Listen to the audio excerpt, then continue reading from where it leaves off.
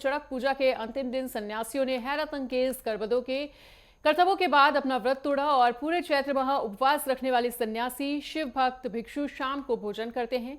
अंतिम दिन वो खजूर के पेड़ पर नृत्य, कांटों पर लौटना, पीठ में कांटे चुभाकर घूमना और जीभ में सुई चुभाना जैसे खतरनाक करतब दिखाते हैं। मान्यता है कि बिना हानि के करतब दिखाने वाले सन्यासियों की भक्ति सफल मानी जाती है। आपसे कोई मतलब नहीं है सर, हमें बस मन की शांति चाहिए। हमें मन की शांति मिला है बस, और कुछ नहीं चाहिए। थोड़ा हवन हो रहा है, थोड़ा साइड हो जाए आप लोग हो जाए प्रसाद। एक महीना हो गया पूरा, एक महीना से पाल रहे हैं हम लोग। पहला सोमवार छोड़ के दूसरा सोमवार से पाल रहे हैं। 24 घंटे में सिर्फ एक बार ही प्रसाद लेते हैं और शमशान में ही रहते हैं। एक महीने से 1 महीने की व्रत करते हैं हम लोग। दूसरे के घर में जाके मांगने के बाद लाके हम लोग अकेले बनाते हैं। उसके बाद हम लोग उसको लेते हैं प्रसाद रूप में।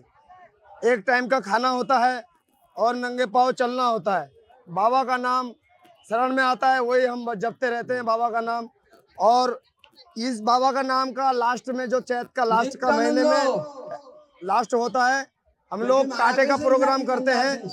कांटे के प्रोग्राम में आदमी कहते हैं डरते हैं, भगवान का श्रद्धा रहता है अगर अंदर तो कोई टेंशन नहीं, कोई डर नहीं, अपने आप ही सारा काम साकार होता है। बाण राजा ने उसका कोई सुसंतान नहीं होता था, कोई औलाद नहीं था। उसने भोलेनाथ को मानत मांगा, बोला मेरा एक औलाद हो जाए तो मैं ये कांटा लगा के बाण पूजा करेंगे। ये बाण पूजा है, बाण लिंगो।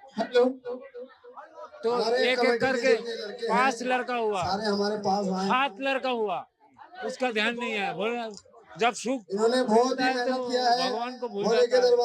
उसकी बात जब सपने में प्रकट हुआ, सपने में बोला क्योंकि क्यों तूने बताया था हमारे लिए बाण से पूजा करेंगे। हाँ हुआ, तब जाके उसने ये पूजा चालू किया। उसी बाण राजा से और जो भी ये पूजा में शामिल होता है, जो भी इस पेड़ का बस मानत मांगता है, उसका मानत पूरा हो जाता है। चड़क पूजा है यह। चड़क पूजा त्याग, बलिदान और भक्ति का प्रतीक है। भक्ति में कितनी शक्ति है। हमारे साधु सन्यासी अपनी पीठ पे सुए को घोंपकर उसमें कई मिनट तक, मुझे लगता है कि आधे घंटे तक अपनी पीठ पे सुए को घोंपकर इतने कष्टों में चले हैं। उन्होंने भक्ति का एहसास कराया है। मैं भगवान भोलेनाथ से उनके उज्जवल भविष्य की, स्वस्थ जीवन की मैं कामना करता हूँ।